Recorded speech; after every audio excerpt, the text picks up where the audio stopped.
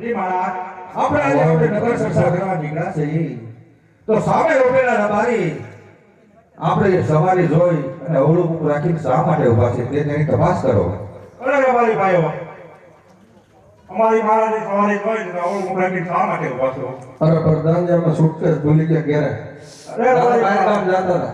Suitcase તો તમારા હાથમાં છે, જે હોય સત્ય કહો. તો હું ભૂલી ગયા? બડો ભૂલી ગયા બડો. અરે રબારી ભાઈ, ઘણા તો બે તમારા હાથમાં જ છે. ઉભા રહ્યો વિચારી કઈ ભૂલી ગઈ છું. અરે પ્રધાનજી, જી મહારાજ, તમારા મહારાજાને કહો રબારી ભાઈઓ સત્ય કહે છે, જૂઠું તો નહીં લાગે ને? અરે મહારાજ, રબારી ભાઈ સત્ય કહે તો કોઈ લાગે નહીં.